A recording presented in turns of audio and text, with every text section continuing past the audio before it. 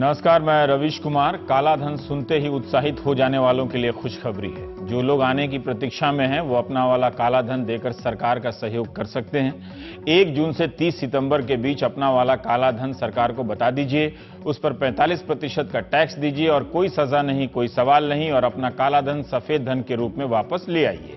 तो इस तरह से आ गया काला धन। ये योजना भारत के भीतर काला धन पता लगाने की है। भारत के बाहर काला धन पता लगाने की योजना बहुत पहले समाप्त हो चुकी है, इसलिए कंफ्यूज होने की जरूरत नहीं है। इस योजना के तहत एनआरआई और भारतीय दोनों ही अपने काले धन के 45% हिस्से को लौटा सकते हैं टैक्स के रूप में और सफेद बना सकते हैं। तो अपने खाते में 15 लाख देखने से पहले अपने दस्तावेजों को ठीक से देख लीजिए।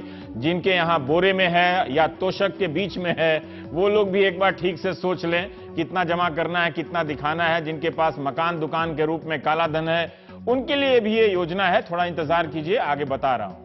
आयकर विभाग के अधिकारी कर्मचारी भी समझाने के लिए काफी मेहनत कर रहे हैं। अलग अलग जिलों में, शहरों में किस तरह से घोषणा की जा सकती है, कितने टैक्स देने होंगे, पैन नंबर देना अनिवार्य है। जिन लोगों ने कभी आयकर नहीं भरे, उनके लिए भी इस स्कीम में संभावना है, मगर कुछ शर्तों के साथ। सीबीडीटी ने भी बार बार पूछे जाने वाले प्रश्नों के जवाब अपनी वेबसाइट पर दिए हैं। बस जिन लोगों के खिलाफ आयकर विभाग ने नोटिस जारी किया है या कोई विवाद चल रहा है, उनके लिए इस योजना में कोई लाभ नहीं है। व्यक्ति से लेकर कंपनी तक को काला धन का 45% देने की योजना में शामिल किया गया है। सभी को अपनी संपत्ति की बाजार मूल्य की रिपोर्ट सौंपनी होगी। 1 जून 2016 के दिन जो भाव होगा, उसी के हिसाब से गुप्त मकान या प्लॉट की कीमत लगाई जाएगी और उसका 45% टैक्स आप दे देंगे। अगर आपके पास 45% देने की क्षमता नहीं है, तो आप उस गुप्त मकान या प्लॉट को बेचकर दे सकते हैं, यानी बाहर आ सकते हैं। 30 नवंबर 2016 तक टैक्स, जुर्माना, सरचार्ज वगैरह चुका देना होगा, तभी आय आपकी घोषित मानी जाएगी। प्रधानमंत्री ने भी मन की बात में कहा है कि सरकार लोगों को एक मौका दे रही है ताकि वे पाक साफ हो सकें।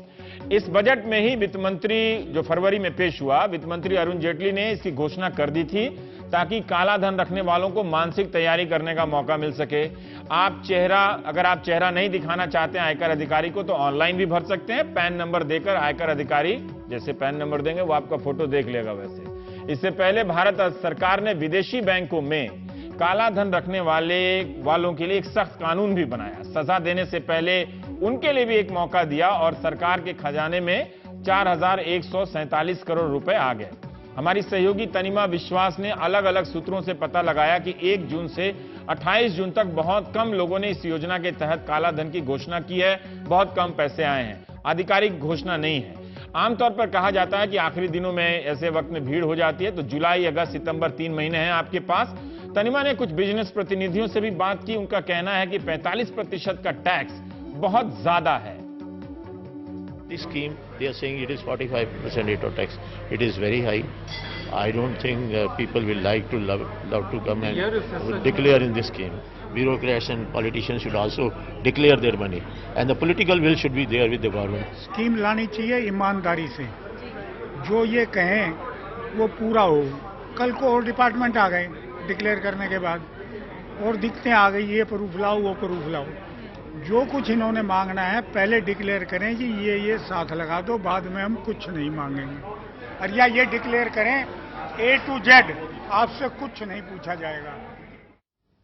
इस तरह से लोग सुविधा मांग रहे हैं, जैसे लग रहा है कि कुछ है इनके पास। खैर, वित्त मंत्रालय ने इस फैसले से प्रभावित या आशंकित तमाम समुदायों के प्रतिनिधियों को बुलाकर उनकी बात सुनी है। इस बैठक में आए पेशेवर समुदायों से पता चलता है कि काला धन पैदा होने की संभावना कहां-कहां हो सकती है। वरना इसमें कुछ किसान भी होते हैं, कुछ मजदूर भी होते हैं और कुछ नौकरी पेशा लोग भी, और हमारे राजनेता भी। बहरहाल इस बैठक में आश्वस्त करने के लिए वित्त मंत्री आए, वाणिज्य मंत्री निर्मला सीतारमण आई, ऊर्जा मंत्री पीयूष गोयल भी आए, बिजनेस संगठनों के प्रतिनिधि के साथ डॉक्टर और चार्टर्ड अकाउंटेंट भी आए। कुछ ने कहा 45% टैक्स बहुत ज्यादा है, कुछ कम कर दीजिए, इतना सारा पैसा एक साथ नहीं दे सकते, इसलिए किश्तों का प्रावधान कर दीजिए। कुछ ने कहा कि 30 सितंबर की डेडलाइन आगे बढ़ा दीजिए। किसी ने कहा अघोषित आय बताने के बाद दूसरी जांच एजेंसियां तो पीछे नहीं पड़ जाएंगी। सरकार ने कहा है कि 45% टैक्स तो रहेगा, लेकिन दूसरी जांच एजेंसियों के साथ यह जानकारी साझा नहीं की जाएगी। किसी से भी नहीं पूछा जाएगा कि पैसा कहां से आया है। सरकार अब इसे अभियान का रूप देना चाहती है, यानी खूब प्रचार विचार होगा। कितनी अजीब बात है, हमारी पूरी राजनीति काला धन पर चलती है। कुछ राजनेताओं को भी इस बैठक में जाना चाहिए था। कुछ पूर्व मंत्रियों को जाना चाहिए था। सब घोषित कर देंगे तो चुनावों में 20-20 हेलीकॉप्टर कहां से उड़ेंगे, यही पूछ लेते वित्त मंत्री से। चुनाव आयोग नाका लगाकर हर चुनाव में कितने करोड़ पकड़ रहा है। 1997 में भी ऐसी एक योजना आई, 4 लाख लोगों ने भी 33,000 करोड़ के आसपास अपनी आय घोषित की थी और सरकार को उस पर टैक्स लगा के 10,000 करोड़ मिले थे। तो 2016 में तो 10,000 करोड़ से कई हजार गुना ज्यादा मिलना, कई हजार करोड़ ज्यादा मिलना चाहिए, क्योंकि यह कहा जाता है कि देश के भीतर 70% कालाधन देश के भीतर ही है। एक बार ऐसा डिस्क्लोजर होता है तो उसका कोई सोर्स नहीं पूछा जाता और कोई अन्य कार्रवाई नहीं होती। इसके तहत अधिक से अधिक लोग जिनके पास ऐसी इनकम है जो टैक्स के दायरे से बाहर रही है, ये एक आखिरी मौका है लोगों के पास कि इसका डिक्लेरेशन किया जाए और उसके बाद वो चैन की नींद सो सकते हैं। और इसको कैंपेन मोड में, एक मिशन मोड में, पूरा अभियान के रूप में सरकार आगे चलाएगी और जितनी भी प्रोफेशनल बॉडीज हैं, ट्रेड एसोसिएशंस हैं, चेंबर्स हैं, उन सब के हमने सुझाव भी लिए हैं। अब वित्त मंत्री बार बार कह रहे हैं कि इम्यूनिटी स्कीम नहीं है, क्योंकि जब 1997 में स्वैच्छिक आय घोषणा आई थी तो उसमें सबके लिए 30% टैक्स देने का प्रावधान था। इस साल के बजट में इसकी घोषणा करने के बाद ही उन्होंने कहा था कि पुरानी स्कीम में जो ईमानदारी से टैक्स दे रहा था वो भी 30% दे रहा था और जो काला धन वाला था वो भी उतना ही दे रहा था, लेकिन हम 15% बढ़ाकर 45% टैक्स लगा रहे हैं। अब क्या इस दलील से कोई योजना एमनेस्टी स्कीम हो जाती है, मतलब माफी की योजना हो जाती है? क्या 30 की जगह आप 45 दें तो ये से हम क्यों ना समझें कि एमनेस्टी स्कीम ही है? सरकार कहती है कि नहीं है, लेकिन एक और बात है कि सरकार ने कोई इसमें लक्ष्य नहीं रखा है और ये नहीं बताया कि हमें इतना इसमें वसूलना है, इतनी हमारी योजना है। औपचारिक रूप से ऐसा नहीं कहा है, बल्कि कुछ शर्तें रखी हैं, कुछ नियम सरकार की तरफ से पेश किए गए हैं। आप जान सकते हैं कि काला धन के बारे में, क्योंकि पिछले जुलाई में जब विदेशों वाला जो मामला था तो उसमें 4,147 करोड़ ही मिला था और 638 ही ऑफेंडर्स पकड़ाए थे। मतलब उन्होंने खुद को घोषित किया था और 60% टैक्स लगा दें तो सरकार को राजस्व के रूप में मिला 2,488 करोड़ रुपया ही। ये कोई बहुत बड़ी रकम तो नहीं है, जबकि प्रधानमंत्री ने चुनावों के दौरान कहा था 10 लाख करोड़ है जो देश के बाहर के देशों में जमा है। जब विदेशों से नहीं निकला तो यहां क्या निकलने वाला है? कई अखबार कह रहे हैं कि 1,000 करोड़ ही इस अभियान से निकल पाएगा और कुछ कह रहे हैं कि ज्यादा निकलेगा। हम चर्चा इस पर करते हैं। हमारे साथ अरविंद मोदी साहब हैं, आप चीफ इनकम टैक्स कमिश्नर, विराग गुप्ता साहब हैं, आप वकील हैं सुप्रीम कोर्ट में, और टीपी ओस्टवाल साहब आप काफी मशहूर टैक्स प्रोफेशनल हैं, कॉर्पोरेट वकील भी हैं। अरविंद जी, हम आपसे जानना चाहते हैं कि बहुत इन स्कीम से आप कह रहे हैं सोर्स नहीं पूछेंगे, आप कह रहे हैं कि आपको 45% टैक्स देंगे। अगर कोई ईमानदार टैक्स पेयर है वो सोचेगा कि वो पूरी जिंदगी 33% टैक्स इस वजह से देता रहा कि वो कभी परेशान ना हो, और इस तरह से ये कम्युनिटी बना बना के वहां डीलिंग करने जो जा रहे हैं कि ये स्कीम ला दीजिए तो हम देंगे, इसका मतलब इन लोगों के पास है, तो ऐसे लोगों को इतनी रियायत क्यों दी जाए? नहीं, देखिए, ये बात तो माननी पड़ेगी कि ब्लैक मनी है। हाँ, तभी तो स्कीम आई है। मतलब मेरा ये कहना है कि ब्लैक मनी के पास है, वो वित्त मंत्रालय में गए पूछने के लिए। हाँ, वो हमारे पास आजकल बहुत इन्फॉर्मेशन आ रही है। वो तो कोई स्टूडेंट भी जा सकता था। वित्त मंत्री जी बताइए, मुझे कुछ कंफ्यूजन है। नहीं, ये चार्टर्ड अकाउंटेंट, डॉक्टर, बिजनेस, ये क्यों गए? हाँ, क्यों जा रहे हैं मैं बताता हूं आपको। हमारे पास आजकल बहुत सारी इंफॉर्मेशन आती है और ये इंफॉर्मेशन बहुत सोर्सेज से आ गई है और सडनली हमारी कैपेसिटी उसकी जो है वो भी बढ़ने लगी है, क्योंकि हम कंप्यूटर का इस्तेमाल कर रहे हैं। तो capacity to do data mining बढ़ गया हमारा। अब हमारे लिए एक उपाय तो ये है कि भाई हम हर एक इंडिविजुअल को नोटिस भेजें।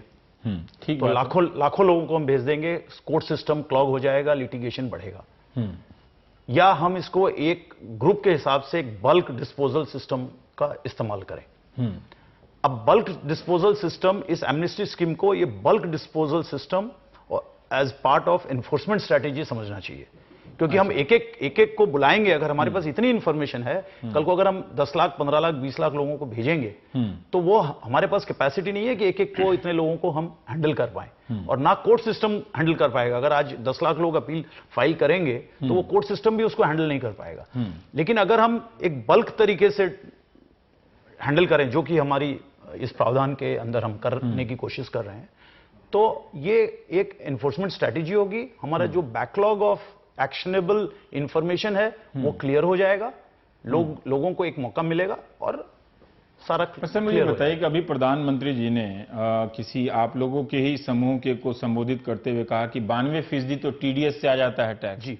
रही बात आपके पूरे विभाग पर 8% टैक्स ही वसूलने की जिम्मेदारी है, तो इसका मतलब काम बहुत कम है आप लोगों के पास उनके ही बातों के हिसाब से। तो आप क्यों नहीं जा के पकड़ सकते हैं? जो 45% ले सकते हैं तो 100% क्यों नहीं ले रहे? मैं ये जानना चाहता हूं। मैं इसको 8%, 92% उसके उस देश के प्रधानमंत्री का बयान है, उस बयान के हिसाब से इनकम टैक्स के पास तो कोई काम है नहीं। वो एब्सोल्युटली सही है। प्रधानमंत्री आपके पास नहीं सही कैसे हो सकते? प्रधानमंत्री है इसलिए थोड़ी सही हो जाएंगे सर। मैं आप सरकारी अफसर आप नहीं कह सकते, मैं कैसे कह दूंगा? प्रधानमंत्री है तो सही है। कैनॉट कंट्रोवर्ट। पर मैं जानना चाहता हूं कि 92% जब हम टीडीएस से दे देते हैं तो 8% के लिए इतना तामझाम क्यों है? फिर टैक्स डिपार्टमेंट बंद किया जाए। मैं आपको उदाहरण दे देता हूं कि आज अगर सिग्नल पर कोई सिग्नल जंप नहीं करता है तो इसका ये मतलब नहीं कि पुलिस की जरूरत नहीं है। ठीक है। ये मतलब नहीं है कि पुलिस बिजी नहीं है। ठीक है। तो इसीलिए हम लोग वी आर डूइंग, हम लोग बहुत सारे काम करते हैं और उस काम के चलते डायरेक्ट कलेक्शन में हम 8% हमारा हिस्सा हो सकता है, लेकिन इनडायरेक्टली जो हमारा जो इंपैक्ट पड़ता है उससे वो 92% आता है।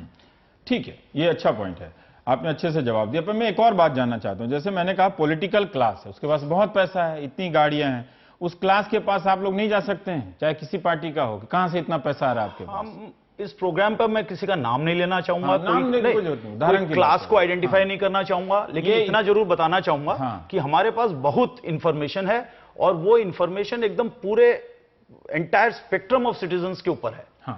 ठीक है। तो जैसे कल माननीय प्रधानमंत्री जी ने भी बताया कि अगर 30 सितंबर तक लोग नहीं डिक्लेयर किए तो उसके बाद enforcement will be stepped up, बढ़ा दिया जाएगा और उसके जो फिर कंसिक्वेंसेस फेस करने पड़ेंगे, सिटीजन को फेस करने पड़ेंगे।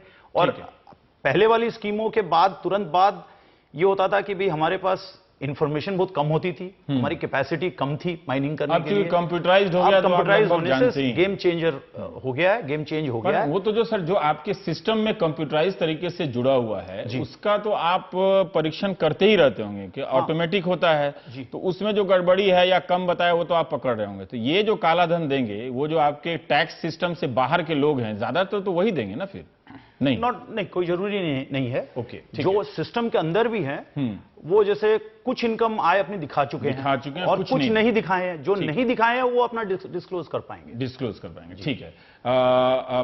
उस्टवाल साहब, मैं आपसे जानना चाहता हूं, अरविंद मोदी जी ने बताया कि ये एक डेटरेंट का भी काम करेगा कि जिससे लोग प्रोत्साहित ना हो काला धन रखने के लिए, वन टाइम इसमें रहें।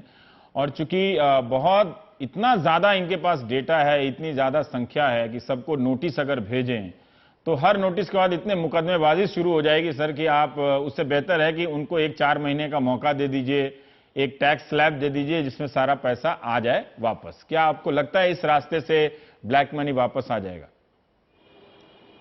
देखिए, इसमें एक बेसिक कॉन्ट्राडिक्शन है जी। अब ये प्रोविजन, ये जो स्कीम लाई है उसमें एक प्रोविजन है, यदि किसी को नोटिस दे दी गई है वो तो डिक्लेरेशन कर ही नहीं सकता है। सिंपल असेसमेंट की नोटिस दे दी है, 143(2) की नोटिस भेजी है, वो भी असेसमेंट में डिक्लेरेशन नहीं कर सकता है। और 143(2) की नोटिस तो आम आज हर टैक्स पेयर को दी जाती है करीब करीब, जहां स्क्रूटिनी असेसमेंट लिया गया है।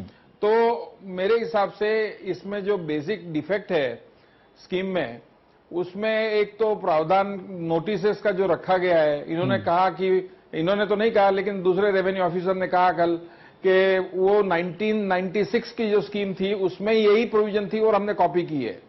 लेकिन कॉपी करने में अक्ल वापरिए सर, क्योंकि इस समय डिजिटल मोड हो चुका है, सबकी इंफॉर्मेशन इनके पास है, इनकम टैक्स का पूरा रिटर्न डिजिटाइज हो चुका है, असेसमेंट प्रोसेस भी डिजिटाइज हो चुकी है और 360 डिग्री का इनका मैपिंग भी होता है। हर टैक्स पेयर और नॉन टैक्स पेयर का बैंक अकाउंट का डिटेल इनके पास है। तो ऐसे सिचुएशन में ये नोटिस की प्रावधान इसमें रख के निगेटिव लिस्ट दे दीजिए, ऐसे लोग डिक्लेरेशन नहीं कर सकते हैं। लेकिन बाकी सभी लोगों को आपने दायरे के बाहर रखने में एक बड़ा मेरे को लगता है लोगों में काफी कठिनाई है। आज भी हम लोग हमारे एसोसिएशन में चर्चा कर रहे थे, ये एक मेजर डिटरेंट होगा लोगों को कंप्लायंस करने में।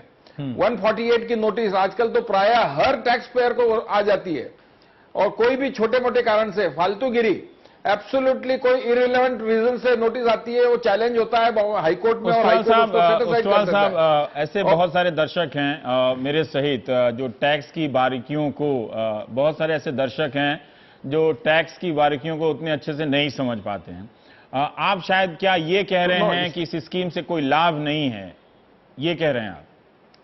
नहीं, ये मैं नहीं कह रहा हूं, मैं तो ये बिल्कुल ही नहीं कह रहा हूं जी। मैं मोदी जी से सहमत हूं, यदि डिक्लेरेशन कोई करेगा तो उसको फायदा होगा। हाँ, धन्यवाद। परंतु वो डिक्लेरेशन कर, लेकिन वो डिक्लेरेशन कर ही नहीं पाएगा, क्योंकि उसके ऊपर यदि कोई भी इनकम टैक्स की नोटिस आ चुकी है, असल मैं अभी सिंपल लैंग्वेज में बोल रहा हूं, टेक्निकल लैंग्वेज में नहीं बोल रहा हूं। आप समझ गया। यदि कोई भी नोटिस, असेसमेंट की नोटिस आ चुकी है, तो वो डिक्लेरेशन कर ही नहीं पाएगा, नहीं कर पाएगा। जो एक समान, मेरे हिसाब से वो ये एक व्यवहारिक करंट है। ठीक है। ये इस स्कीम में वो सरकार इसमें सुधार भी कर सकती है, अगर इससे अगर उसको कोई समस्या हो रही है तो ये एक अच्छा सुझाव। नहीं कर पाएगी, क्योंकि नहीं, ये तो कानून में प्रोविजन है। कानून में प्रोविजन होने के कारण सरकार कैसे सुधार, यदि वो वापस कानून नहीं बदले तब तक कैसे सुधार करेगी? ठीक है विराज जी, मतलब इसमें यह भी है कि जिनके पास नोटिस गया है और मामला सलट गया है तो फिर वो तो फिर आ जाता है, इसके पहलू हैं। आपको लगता है कि वो कर सकता है? हाँ, वो कर सके जी। हाँ, इस स्कीम से जो भी सरकार ने रखा है, कोई बड़ी राशि इसमें आने वाली है। एक तो हम लोग इतना कम लोग टैक्स देते हैं इस देश में, वो भी एक मसला है, लेकिन जो 3 करोड़ के करीब के आसपास देते हैं, प्रधानमंत्री ने एक लक्ष्य भी रखा था कि क्यों ना 10 करोड़ लोगों तक पहुंचा जाए, तो ये 3 से 7 वाले इसमें आएंगे क्या? इसमें नहीं, इसमें नहीं आएंगे। नहीं, जो लोग टैक्स दे रहे हैं उसमें सिर्फ 1.25 करोड़ लोग ही टैक्स देते हैं, बाकी लोग सिर्फ रिटर्न फाइल करते हैं। इस स्कीम के 2 लक्ष्य अगर हम समझें, एक लक्ष्य है कि टैक्स आधार व्यापक करना, दूसरा टैक्स रिकवरी करना। तो टैक्स आधार तो व्यापक नहीं होगा, इससे टैक्स रिकवरी हो सकती है। अब अगर हम टैक्स रिकवरी को समझें तो टैक्स रिकवरी जो आपने डेटा दिया कि 92% टीडीएस से होता है, अगर हम उस फॉर्मेट को अप्लाई करें तो उसके लिए राष्ट्रीय कैंपेन की आवश्यकता नहीं है। वो कौन लोग हैं जहां पर आप 92% टीडीएस की मात्रा को बढ़ा मोदी जी ने कहा कि जो लोग टैक्स देते हैं वो लोग भी पूरी आय की घोषणा नहीं करते, वही तो है ना, छुपा लेते हैं। तो वहीं पर तो कैच है कि अल्टीमेटली बड़ी मात्रा पे ब्लैक मनी है कहां? 1% लोग भारत में 53% जो रिसोर्सेज पे कब्जा किए हैं। 59 लाख बड़े ट्रांजैक्शंस थे, बहुत बड़े राशि के ट्रांजैक्शंस थे जिन्होंने अपने रिटर्न नहीं फाइल किए। मान लीजिए किसी आदमी ने 25 लाख रुपए का कोई कैश ट्रांजैक्शन किया, या किसी ने 35 लाख का किया, किसी ने 2 करोड़ का किया, पर उन्होंने अपने रिटर्न नहीं फाइल किए। अब हम देखें इनकम टैक्स से कितना पैसा वसूल हुआ पिछले साल, लगभग 3 लाख करोड़ रुपए वसूल हुआ। 44 लोगों के पास, सिर्फ 44 लोगों ने 4.5 लाख करोड़ का बैंकों का कर्जा ले रखा है। हम अगर इसको ये समझें कि आप इनकम टैक्स में ये वसूली क्यों कर रहे हैं, सरकारी खजाने के लिए, तो सरकारी खजाने के पैसा 4.5 लाख करोड़ रुपए सिर्फ 44 लोगों के पास है। 1/3 लोग जो हैं वो पूरे बैंक को कर्जे के लिए हुए हैं, कुछ खास लोग लिए हुए हैं। तो जो ब्लैक मनी जनरेट हो रहा है वो बड़े पैमाने पर 3 सेक्टर्स में जनरेट हो रहा है, और उसकी संख्या बहुत छोटी है। अगर हम हजार में है, जिसमें सरकार को इतना अभियान चलाने की जरूरत नहीं है। यही तो जो मोदी जी हमारी बात बोल रहे थे कि ट्रैफिक चौराहे पे हम पुलिस खड़ी किए हैं। तो आप किस ट्रैफिक चौराहे पे पुलिस खड़ी किए हैं? आप इंडिया गेट में खड़ी किए हैं कि आप किसी सुदूर गांव में खड़ी किए जहां कार है ही नहीं है? सर अब जवाब दीजिए। अब ये 3 जो सेक्टर्स हैं वो मैं बताऊं, 3 सेक्टर्स। सबसे पहला सेक्टर है पॉलिटिकल सेक्टर। अभी उत्तर प्रदेश में जो खबरें आई टिकट बेचने की, मैं नेताओं तमिलनाडु, कोई राज्य ले लीजिए, लोकसभा का चुनाव ले लीजिए, एक नियम है, फ्री में थोड़े ना हुआ था लोकसभा का नियम है। एक नियम है कि 20,000 रुपए से ऊपर की आमदनी और खर्चे दोनों आप चेक से करेंगे। ये इनकम टैक्स का नियम है, सबके लिए नियम है। ठीक है। और उसके नीचे की जो आमदनी होगी उसका आप हिसाब रखेंगे। पर इस नियम का पालन कोई राजनीतिक दल नहीं करता। तो राजनीतिक दल जब जनता से बोलते हैं कि ब्लैक मनी नहीं रखो, तो पहले अपनी ब्लैक मनी के बारे में कानून का पालन क्यों नहीं कराते? ये पहला सेक्टर है। जो दूसरा सेक्टर है वो है कॉर्पोरेट के पास जो ब्लैक मनी है। और जो तीसरा सेक्टर है जो फॉरेन कंपनीज के पास जा रहा है, तो रिजर्व बैंक के अगर जो फॉरेन रेमिटेंस हैं उसका अगर हम हिसाब किताब रख लें, वहीं पर अगर एक सिर्फ दरोगा बैठा दें तो सारा पैसा पता चल जाएगा कि इतना पैसा बाहर गया। वो लोग टैक्स देते ही नहीं है। तो लगभग 20 लाख करोड़ की ऐसी इकोनॉमी जो टैक्स ही नहीं देते हैं। तो ये जो छोटी छोटी मोदी जी गलियों अब जवाब जो दीजिए। छोटी छोटी गलियों में जो सिपाही खड़ी कर रहे हैं ना, हाँ। इसकी आवश्यकता नहीं है। इसकी बड़े चौराहे पे खड़ा कर दे, सब कुछ हो जाएगा। पर प्रचार होगा तो लोग समझेंगे कि काला धन के तो खिलाफ उससे कोई अभियान चल रहा है। सामाजिक जागरूकता फैलेगी, पर देश की अर्थव्यवस्था नहीं सुधरेगी उससे। मोदी साहब, देखिए ऐसा है ना, आपने कहा कि लाखों लोगों तक आप पहुंचेंगे, बहुत लंबा समय लगेगा, पर इनके हिसाब से तो कुछ चंद हजार लोग हैं जो, और वो बड़े बड़े लोगों को ही पकड़ लें, इसमें राजनीतिक दल। इसी पर क्लैरिफाई करना चाहूंगा। एक तो ये है कि हम परसेप्शन पर जाएं। हमारा परसेप्शन है कि राजनीतिक दलों के पास परसेप्शन नहीं है, हम क्या करें? मैं पूरा, मेरे को पूरा करने दीजिए। एक तो परसेप्शन है कि भाई इस सेक्टर पर है, चाहे सेक्टर ए हो, सेक्टर बी हो, सेक्टर सी हो, सेक्टर डी हो, लेकिन उसको प्रूव करने के लिए मुझे एविडेंस चाहिए। ठीक है, ठीक है।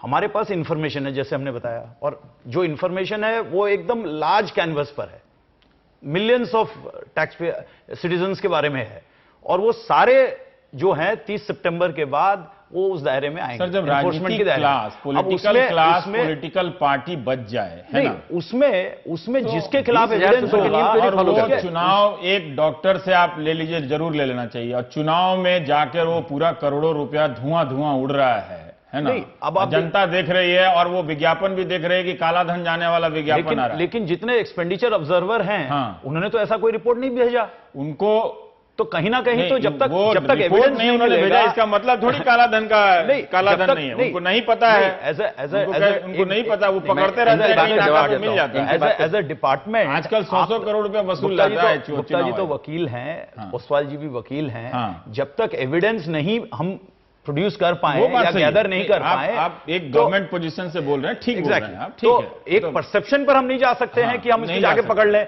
कोई सड़क पर चल रहा है और हम उसे पकड़ लें, ये चीज नहीं हो सकती। मोदी जी की as a chief income tax commissioner मैं समझ सकता हूं कि परसेप्शन पर नहीं जा सकते, तो क्या मैं ये समझूं कि इनकम टैक्स परसेप्शन पे कहीं जांच करने नहीं जाता होगा? नहीं जाता, है ना, परसेप्शन पर नहीं जाता। इसलिए आप लोग पॉलिटिकल क्लास के बारे में नहीं जाते। अगर एविडेंस देंगे तो हम सबको चेज करेंगे। आपके पास पहले एविडेंस आता है तब जाते हैं आप छापा मारने। एग्जैक्टली, नहीं तो हम प्रूव ही नहीं कर पाएंगे, कोर्ट में ये लोग छुड़ा लेंगे। वकील लोग छुड़ा लेंगे, अलग बात है जी। ओसवाल साहब आपके पास, हाँ, नहीं, मोदी जी ने तो अभी थोड़ी देर पहले कहा कि हमारे पास तो सब एविडेंस है, लेकिन हम तो स्कीम में लोगों को एक चांस देना चाहते हैं। तो यदि एविडेंस है तो फिर एक्शन लीजिए सर। नहीं तो ये चांस दिया है ना, एक्शन लेंगे, उसके लिए रुकने की क्या सितंबर के बाद लेंगे। एविडेंस है तो फिर क्यों चांस देंगे? हमारे पास इंफॉर्मेशन है। अभी उस इंफॉर्मेशन को कन्फ्रंट करने के बाद सर, अगर देखिए ऐसा है, सिलेक्टिव, अगर आपके पास इंफॉर्मेशन है सर, तो अगर उसमें ये भी इंफॉर्मेशन होगा कि कौन 1-1 लाख करोड़ रख के बैठा हुआ है, कौन 1-1 हजार करोड़ का, तो उसको बाहर कर दीजिए। और 100 करोड़ से नीचे वाले को एक ये कहते कि 50 करोड़ से ऊपर का काला धन अगर पकड़ा गया तो आप जेल जाएंगे, 50 करोड़ से नीचे का है तो आइए आपको एमनेस्टी में देते हैं। ऐसा आप मतलब किसी के पास 10 लाख रुपया का ब्लैक मनी है और कोई उद्योगपति है जो 6,000 करोड़ रुपया लेके भाग गया है, दोनों को आप एमनेस्टी दे देंगे सर, तो कैसे चलेगा? नहीं, किनको एमनेस्टी नहीं, इस स्कीम में तो कोई भी लाभ ले सकता है ना, जिसके पास जिसने 500 crore prevention of corruption act है, वो उसमें अगर कोई आते हैं तो उसको एमनेस्टी नहीं है। इसमें मैं ये कह रहा हूं कि इसमें कोई ऐसा व्यापारी भी आ सकता है जिसके पास 600 करोड़ का ब्लैक मनी हो, दे दिया, टैक्स देकर उतना वाइट कर लिया, ठीक है। ऐसे व्यापारी को हम क्यों छोड़ दे रहे हैं?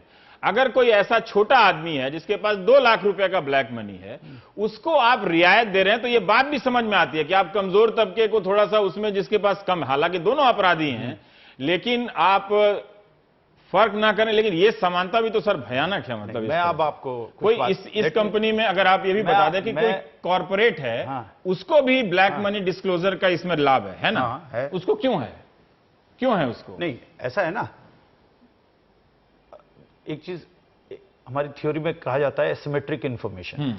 मेरे पास हो सकता है आपके बारे में इंफॉर्मेशन है केवल 10 लाख की, लेकिन आपको डर है कि मेरे पास सारी इंफॉर्मेशन है। मैं अभी आपको शेयर नहीं कर रहा हूं, तो लेकिन आपको मालूम है कि आपके पास 10 लाख नहीं 1 करोड़ रुपया ब्लैक मनी है, तो आप इस डर से कि शायद पूरा हो आप डिस्क्लोज करेंगे। सर, जो बड़े वाले तो जो अभी हम किसी को भी ये नहीं बताएंगे कि कितनी इंफॉर्मेशन है और किसके बारे में चलेगा। मैं वो सब समझता हूं, उसमें कोई दिक्कत नहीं है, हम ये नहीं बताएंगे आपको। पर ये तो एक छोटे व्यापारी को, और इसमें क्या हो रहा है कि पॉलिटिकल क्लास को छोड़ के, अब ये कह रहे हैं 20,000 से ऊपर वाले को नहीं है, अब पूरा व्यापारी वर्ग को अब देखा जाएगा यही ब्लैक मनी वाला है ना। बहुत सारे बिजनेसमैन ईमानदार होते हैं, अपना देते हैं। मेरा सवाल सिर्फ इतना है कि जिसके पास 100 करोड़ से या 1000 करोड़ का काला धन है, उसको क्यों छूट मिले, उसको क्यों ना सरकार खोजे और खोज के ले आए, नहीं तो कहे कि वो नहीं खोज सकती है। मैं ये समझता हूं कि बहुत सारे अनगिनत नौकरी पेशा वर्गों ने 50-50 हजार रुपया का डिक्लेरेशन नहीं किया है, तो उसकी जाके जांच करें। मेरी बात शायद मैं क्लियर नहीं कर पा रहा हूं। हाँ, मेरे पास जो इंफॉर्मेशन है, मैं उसको कुछ इंफॉर्मेशन हम लोग माइनिंग करके लोगों को नोटिस भेजते हैं। हाँ, तभी तो 2-3 लाख 4 लाख लोग में ये क्राइटेरिया क्यों नहीं है कि हम 100 करोड़ से ज्यादा का काला धन हम नहीं मानेंगे डिक्लेरेशन, उससे कम वाले आइए। नहीं, ऐसा है ना, वो डिस्टिंक्शन करना उचित नहीं रहेगा। उचित नहीं रहेगा, नहीं विराट, वो डिस्टिंक्शन करना उचित की दो बातें, इवेडर तो इवेडर है, पनिशमेंट सेम है, प्रोसिक्यूशन सेम है कि देश में बड़ी समस्या ये है कि बड़ों के खिलाफ कानून लागू नहीं होता, छोटों के खिलाफ सारे कानून बन जाते हैं। ये अगर ये मान लीजिए जैसे इनकम टैक्स का 30 सितंबर के बाद बोल रहे हैं क्या कार्रवाई करेंगे, जरा कार्रवाई सुनिए क्या क्या करेंगे। पैन नंबर ब्लॉक कर देंगे, उन लोगों को कोई भी अगर जो जिनके पास इनकी सूचना है, उन लोगों को कोई भी काम करने के लिए इनकम टैक्स की एनओसी चाहिए पड़ेगी, और उन सारे लोगों के नाम, फोटो, मोबाइल नंबर वो अखबारों में देंगे। कितने लोगों के नाम देते हैं? जिनकी इनकी सूचना है जिनके पास। लेकिन अब अंतर्विरोध देखिए, अब अंतर्विरोध देखिए, जो बड़े बड़े जो लोन के डिफॉल्टर्स हैं, उन लोगों की जब नाम की जब डिस्प्ले करने की बात आई, सूचना देने की बात आई, इस सरकार ने बोला कि नहीं ये उचित नहीं होगा, इससे सेंटिमेंट्स खराब होंगे। अच्छा, उन्हीं का विज्ञापन बना देती जिसमें अगर जागरूकता जो 100 लोग हैं, जो 100 लोग हैं जिन्होंने देश की पूरी अर्थव्यवस्था को चौपट कर रखा है, आप उनका नाम नहीं आने देना चाहते हैं। लेकिन जो चुटपुंजीय लोग हैं, आप उनका बोलते हैं मैं इनका रामलाल, श्यामलाल, घनश्यामलाल इनका मैं दूंगा। अब दूसरी बात देखिए, एक नया लोकपाल का कानून आया, उसमें उन्होंने बोला कि जो एनजीओ हैं वो 2 करोड़ रुपए की जो मदद लेंगे वो प्रिवेंशन ऑफ करप्शन एक्ट में आएंगे, लेकिन जो कॉर्पोरेट जो सरकारी पैसा ले रहे हैं उनको उसको बाहर कर दिया गया। आप उन सारे लोगों को जो सरकारी पैसा पे गबन कर रहे हैं, जो ब्लैक मनी को जो पूरा फॉरेंसिक्स उसके ऑडिट करके क्यों नहीं बाहर निकालते हैं? तो बड़े लोगों को छोड़ रहे हैं, छोटे लोगों के खिलाफ जागरूकता फैला रहे हैं। उस्मान साहब, मैं आपसे एक जानना चाहता हूं कि चलिए इसमें कॉर्पोरेट या बड़ी कंपनियों को क्यों लाभ मिले? उसमें जो मैं देख रहा था, जितना मैं समझा, अगर मैं गलत समझ रहा हूं तो आप करेक्ट कर सकते हैं, कि बड़ी कंपनियों को अपना ब्लैक मनी घोषित करने का लाभ क्यों मिले? ये कितनी है संख्या में? कुछ हजार में होंगी, तो क्यों नहीं हमारा इनकम टैक्स के काबिल अफसर वहां धावा बोलकर जांच कर सकते हैं? नहीं, यदि काबिल अफसर के पास यदि इंफॉर्मेशन है तो वो धाबा बोलता ही है, उसमें दो राया नहीं है। परंतु वो इंफॉर्मेशन जो मोदी जी कह रहे थे कि हमारे पास डेटा माइनिंग हम कर रहे हैं, वो कर भी रहे हैं, ये बात नहीं है कि नहीं कर रहे हैं, परंतु वो इंफॉर्मेशन इनके मुझे लगता है कि एडिक्वेट नहीं है, या तो कोई तो फ्लॉ है सिस्टम में जहां इंफॉर्मेशन कलेक्ट बराबर नहीं हो रही है। ठीक है, तो इसके लिए इनके पास जो कॉन्क्रीट इंफॉर्मेशन नहीं हो तो एक्शन भी नहीं ले सकते। तो ये इसका ये इसी के कारण कॉर्पोरेट का जो आप ब्लैक मनी की बात कर रहे हो, तो वो अब उस पर कोई डिस्क्लोजर नहीं होता है लोगों का। और लेकिन जो वकील साहब बोल रहे थे बिल्कुल सही है कि 44-50 और 44 या 100 आदमी है इंडिया, 100 कॉर्पोरेट ग्रुप है जो देश की इकोनॉमी का भट्टा बैठा चुके हैं, तो उसके पीछे पड़ जाओ तो ऑटोमेटिकली आपके पास ब्लैक का सब पैसा आ सकता है। वो उतना पैसा यदि गवर्नमेंट वसूल कर ले तो मुझे लगता है 5 साल का income tax holiday on individuals दे देना चाहिए गवर्नमेंट को, और एक भी पैसा टैक्स नहीं लगाना चाहिए, सैलरीड क्लास को भी मुक्त कर देना चाहिए। वाह, ये देखिए, और इतना विज्ञापन चलेगा, जैसे माहौल बनेगा कि काला धन के खिलाफ आ रहा है, जो असली लोग लेकर बैठे हैं वो क्या। एक और सवाल सर मैं जानना चाहता हूं कि जैसे जब आप लोग रेड मारते हैं तो ये मैंने सुना है कि 6 साल पुराना डॉक्यूमेंट नहीं देखते हैं मेरे ख्याल से, जी है ना? तो इसमें क्या कुछ डीमिंग क्लॉज है क्या कि आप 6 साल से, अब आप जब रेड मारेंगे और कुछ पकड़ेंगे तो आप 6 साल से पुराना डॉक्यूमेंट भी देख सकते हैं, ऐसा है क्या? जी जी ऐसा है जी। तो इसका असर क्या पड़ेगा? ये इससे ये शायद ज्यादा डर भी पैदा करेगा। पहले एक amnesty kind of a thing था कि भाई 6 साल से पुराना अगर आप तो लिमिटेशन, बार्ड बाय लिमिटेशन हो गया, तो उस मैटर को हम रीओपन नहीं कर सकते थे। तो अगर आप बच गए 6 साल पुराना, अगर तो बच गए। अब ये हम ये शक्ति कर दिए हैं कि अगर हमें 15 साल पुरानी भी कोई ठीक है, तो इसका मतलब आप पुरानी आय माफ कर रहे हैं, तो तो आप पकड़े गए तो 6 साल से पहले की फाइल आप खोल देंगे। So this is one very, मतलब ये एक इंपॉर्टेंट बात ये है। लेकिन जो विराट जी ने कहा कि आप लोगों के नाम जाहिर करेंगे पकड़ने पे, तो और सरकार ये 30 सितंबर से पहले ये चीज हमें शायद चर्चा भी नहीं करनी, उसके बाद चर्चा बन भी रहा है, बहुत सारा चीज बन भी रहा है। तो 30 सितंबर के बाद क्या होगा और कैसे हम आगे जाएंगे, तो उसके बाद चर्चा करेंगे तो शायद वो बेहतर। कितना इसमें आ सकता है सर अनुमान? मतलब कुछ देखिए ऐसा है कि कई लाख वेरियस एस्टिमेट्स जो करते हैं कि भाई इंडिया की शैडो इकोनॉमी, जो ब्लैक इकोनॉमी का 20-22%, 25% माना जाता है ऑफ जीडीपी। अब कुछ भी आ सकता है, उस दायरे में आप कुछ भी उम्मीद कर सकते हैं। लाख करोड़ तो आना चाहिए, लेकिन हमारे हिसाब से हम कोई एस्टिमेट नहीं कर सकते। और ये जायज है जो नहीं कर, सैद्धांतिक तौर पे आना चाहिए, लेकिन व्यवहारिक तौर पे नहीं आएगा, क्योंकि जहां पर है वहां पर टारगेटेड नहीं हो रहा है। जैसा कि वहां से बॉम्बे से भी उन्होंने बोला है, जब तक आप उनके ऊपर अटैक नहीं करेंगे, जब तक आप उनको टारगेटेड नहीं करेंगे, जब तक आप उनको स्क्रूटनी में नहीं लाएंगे, अगर जिसके पास बैंक लोन है आप उसका फॉरेंसिक ऑडिट कर दीजिए, सारा ब्लैक मनी आ जाएगा। बहुत बहुत शुक्रिया आप सभी का। लेकिन एक बात हमें ध्यान रखना चाहिए कि उन बड़े उद्योगपतियों के अलावा अब कस्बों के स्तर पर भी ऐसे उन्हीं के एजेंट हैं जो उसके पास ब्लैक मनी का खजाना है, और अगर वहां भी पकड़ा जाए और सरकार पकड़ के ले आए तो एक तरह से उनको राजनीतिक संरक्षण है। उनको राजनीतिक संरक्षण है। तो आप देखिएगा कि कौन कौन लोग इसमें लाभ ले सकते हैं। एक दूसरा मामला है कि जो स्रोत है काला धन का, वो कैसे बंद किया जाए, तो ये एक अलग विषय है। ये इसमें मिला देंगे तो फिर हम यहां से वहां पहुंचते रह जाएंगे और कांग्रेस बनाम BJP type is equal to हो जाएंगे। Sir thank you very much sir. Thank you. आप देख रहे हैं प्राइम टाइम का दूसरा हिस्सा। मैं किसी और नई चीज पे बात करूंगा।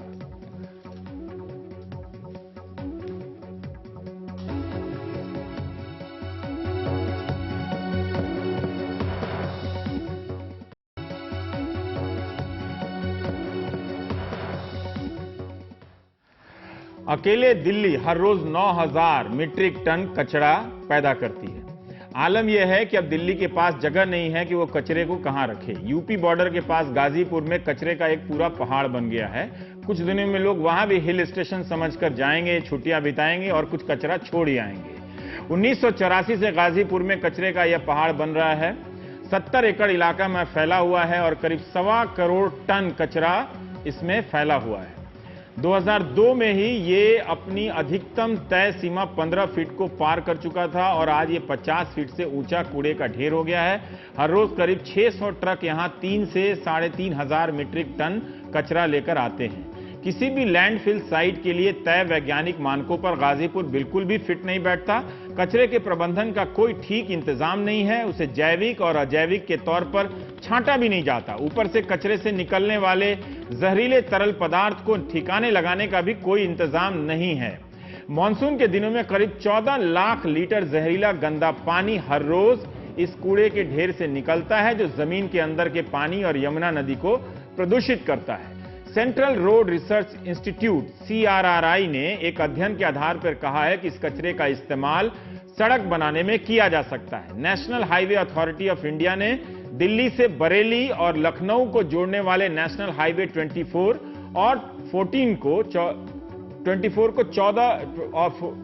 14 लेन तक चौड़ा करने की योजना बनाई है। CRRI ने कहा है कि सड़क को चौड़ा करने के लिए उसमें मिट्टी भरने की जरूरत होती है, लेकिन यहां मिट्टी की जगह गाजीपुर डंप के कचरे का इस्तेमाल किया जा सकता है। और इसका पूरा एक अध्ययन के बाद इस नतीजे पर पहुंचा गया। 3 अलग अलग जगहों से सैंपल लिए गए और 200 टन ठोस कचरे की जांच की गई और उसे अलग अलग कसौटी पर कसा गया और नतीजे पर पहुंचा गया कि सड़कों के नीचे भरान के लिए और पुश्ते बनाने के लिए इस ठोस कचरे का इस्तेमाल किया जा सकता है। लेकिन इससे पहले इसे छांटना भी होगा। ये एक लंबा और मुश्किल काम है। प्लास्टिक, पेपर, मेटल, कपड़े, शीशे जैसी चीजों को छांटकर अलग कर दिया जाएगा। बाकी जो 60 से 70% ठोस कचरा बचेगा उसे हम सड़क बना सकते हैं। तो हम CRRI के डायरेक्टर हैं प्रोफेसर डॉक्टर सतीश चंद्र जी, उनसे हम बात करेंगे इस नई टेक्नोलॉजी के बारे में। ब्लैक मनी जब आएगा सब आएगा, लेकिन जब सड़क बन रही है तो ये भी कम उत्साह की चीज नहीं होती है। पर सर आप जब कह रहे हैं कि इसकी छटाई करेंगे, वो उतना ऊंचा पहाड़ है, ये संभव है क्या? मतलब क्या मतलब किसी मानव श्रम से करेंगे या तकनीकी आधार पर इसकी छटाई करेंगे? नहीं, मानव श्रम से तो पॉसिबल नहीं है। अच्छा। एक्चुअली इसकी सबसे पहले जो है वो ड्राइंग करना बहुत ज़रूरी है, क्योंकि इसमें हमने देखा है कि 30-35% तक पानी है इस पहाड़ में। इस पहाड़ में जब आप नीचे जाएंगे तो मॉइस्चर बहुत ज़्यादा है और उसको पहले सुखाना बहुत ज़रूरी है। जब तक आप सुखाएंगे नहीं तब तक वो अलग नहीं कर पाएंगे। और इसमें वक्त लगेगा? वक्त नहीं लगेगा, आपको प्लांट में थोड़ी मॉडिफाई करने पड़ेंगे। अच्छा। कोई मॉडिफिकेशन करने पड़ेंगे ताकि वो कन्वेयर बेल्ट पे उसको ले जाके और हीटर के सामने उसको करके सूखा जा सकता है, ऐसा कोई मुश्किल नहीं है। हमने जो जैसे आपने तो काफ़ी कुछ बता दिया है अपने प्रियम्बल में। हाँ।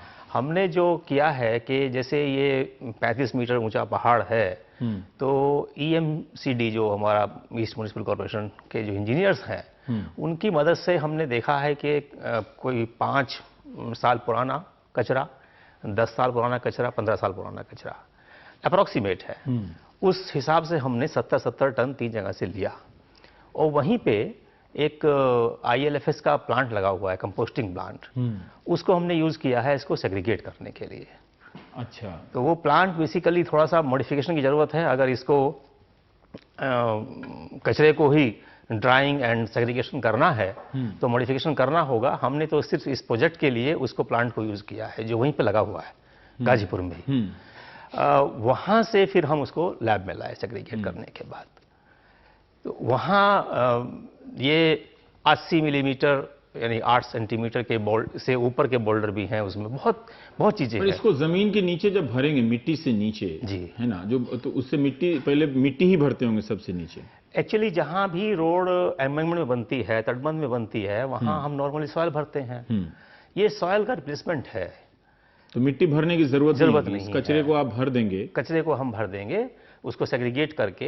ऐसा नहीं है कि एज इट इज भर देंगे, क्योंकि आपने बताया ना प्लास्टिक इसमें बहुत ज़्यादा है, प्लास्टिक है, कपड़ा है, दुनिया भर की चीज़ें हैं। तो पहले वो हटाना पड़ेगा, क्योंकि अगर प्लास्टिक उसमें जाएगी तटबंध में तो स्पंजी हो जाता है। स्पंजी होने से क्या होता है कि बॉग एक्शन शुरू हो जाता है, तो वो हटाना बहुत ज़रूरी है। इसमें जो 80 मिलीमीटर से ऊपर का जो साइज है उसमें ऑलमोस्ट 50% प्लास्टिक निकलता है। और ये दुनिया में कहीं ऐसा किया गया इस तरह से? मेरी नॉलेज में तो नहीं है हरवीश जी, दुनिया में अभी कोई नहीं। कहीं तो आप लोग पहली बार, हम लोगों ने पहली बार इसको अटेम्प्ट किया है। हाँ। और हमारे लिए काफ़ी चैलेंजिंग था।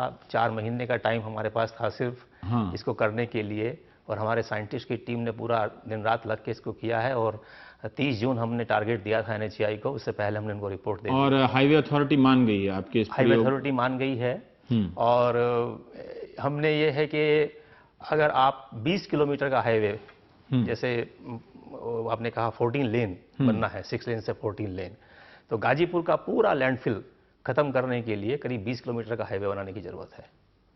इतने में वो फिर से भर जाएगा, खत्म हो जाएगा। और ये दुनिया में कहीं हुआ नहीं है, मतलब रोड में कहीं नहीं हुआ है। और ये आप उतने ही समय में कर सकते हैं जितने समय में ठेकेदार मिट्टी लाकर उन जगहों को भर सकता है? बिल्कुल कर सकते हैं, उसी समय, उसी लागत से। देखिए, लागत का एक इशू ऐसा है कि जो बड़ा पेचीदा है।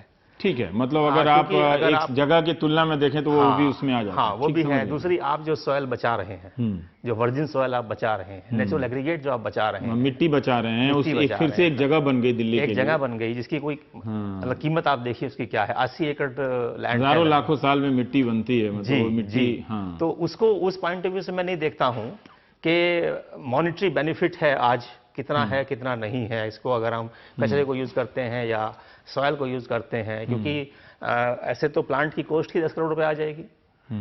तो प्लांट पर उस जो जगह वहां पर बनेगी उसमें तो हम दिल्ली का फिर से दूसरा कचरा रख सकते हैं ना? बिल्कुल रख सकते हैं। वो भी तो दिल्ली के पास नहीं है। बिल्कुल। पर ये जो उपलब्ध टेक्नोलॉजी से सड़कें कई प्रकार की बन रही हैं, जैसे हम लोग कई बार अखबारों में पढ़ते हैं कि प्लास्टिक से ही सड़क बना दी गई है तो ये सड़क ज्यादा मजबूत है, सीमेंट से बना दी गई है तो ये ज्यादा सड़क मजबूत है।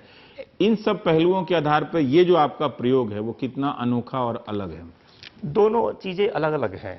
प्लास्टिक से सड़क बनाने का मतलब ये है कि प्लास्टिक को पिघला के आप बिटुमिन में मिलाते हो, डामर में आप मिलाते हो, उससे डामर की प्रॉपर्टी जो है थोड़ी चेंज हो जाती है। ठीक है। उससे आपकी एक तो प्लास्टिक यूज हो गई, वेस्ट जो था, और दूसरा आपका जो बिटुमिन है, जो डामर है, उसकी ड्यूरेबिलिटी, रोड की ड्यूरेबिलिटी बढ़ गई। ठीक है।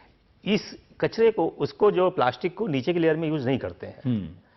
ये जो हमारी कंसेप्ट है ये सिर्फ एम्बैंकमेंट में यूज करने की है, तटबंध में यूज करने की है, ऊपर की लेयर में नहीं है। नहीं करनी है, जो नीचे एक बेस नीचे की एक जो, हाँ, क्योंकि इस रोड पे अगर आप देखें निजामुद्दीन ब्रिज से लेके और यूपी गेट, इसमें एवरेज 3 से 4 मीटर का एम्बैंकमेंट है।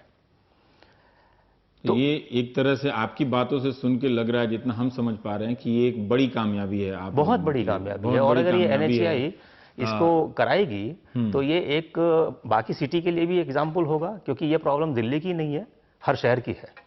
कचरा कहाँ लेके जाएं, और यही नहीं कि जो प्लास्टिक बच रही है उसको भी हम यूज कर सकते हैं, एग्रीगेट के साथ, पत्थर के साथ मिला के गर्म करके और उसको ऊपर लेयर में यूज कर सकते हैं। तो इस चीज का पेटेंट वगैरह जैसे बाहर के देशों में कराते हैं, इसका ये एक रवीश जी मेथोडोलॉजी है। ठीक है। इसका पेटेंट नहीं, लेकिन हाँ ये जरूर है कि अगर मान लीजिए कल को बॉम्बे इसको यूज करना चाहती है तो ऐसा नहीं है कि जो डिजाइन हमने दिया है यहाँ पे वो बॉम्बे में यूज हो जाएगा। थोड़ा सा चेंज करना पड़ेगा, उनका कचरा अलग हो सकता है। एक सवाल है जो आप कह रहे थे कि जहाँ कचरा जमा होता है तो उसमें बहुत सारा नीचे मॉइस्चर है, पानी है जी। जब आप इसको जब डालेंगे तो ये भी एक अपने आप प्रकार का कचरा ही है, भले उसमें प्लास्टिक नहीं है लेकिन उसमें रसायन है, उस तरह की चीजें हैं, तो वो और आसानी से मिट्टी में मिलने लगेगा और मिट्टी को खराब कर सकता है। नहीं, सड़क के नीचे ना लीचिंग नहीं है इसमें वो नहीं, ना वो नहीं है इसमें, हैवी मेटल्स नहीं है इसमें, और लीचिंग प्रॉपर्टी बिल्कुल नहीं है, वो हमने टेस्ट कर लिया है। इनफैक्ट जब हम इसको अलग अलग साइज में कर लेते हैं तो ये सिर्फ मिट्टी और पत्थर बचते हैं। अगर आप कितने लोगों की टीम इसमें लगी हुई थी?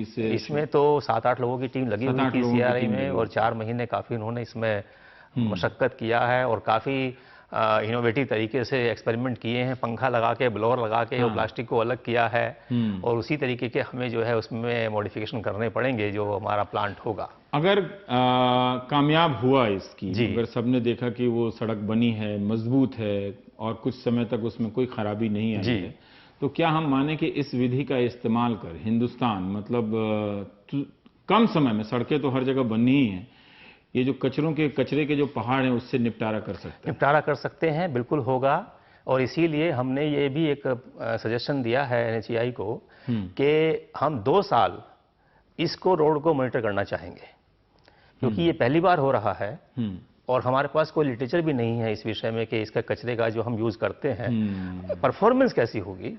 तो हम 2 साल इसको मॉनिटर करना चाहेंगे, क्योंकि कोई भी कॉन्ट्रैक्टर होता है उसको कोई मटेरियल यूज करना है, उसको बेस चाहिए, और बेस हमारा होता है कोड, चाहे वो मिनिस्ट्री के कोड होते हैं, चाहे इंडियन रोड्स कांग्रेस के कोड होते हैं। तो आप लोग कोड भी बनाएंगे? फिर कोड बनाएंगे, उसके बाद जब हम इसकी परफॉर्मेंस को स्टडी कर लेंगे तो फिर कोड बनाएंगे। तो ये निजामुद्दीन से पहले गाजीपुर, निजामुद्दीन से यूपी गेट से दासना, मतलब अलग अलग चरणों में अलग अलग उसमें बनाएंगे जी। क्योंकि वो एक तरह से संक्षेप में कि जैसे अभी बात हो रही है कि बहुत जगहों पर कचरों के निस्तारण के लिए प्लांट लगाए जाने जी, तो ये भी एक खर्चा है।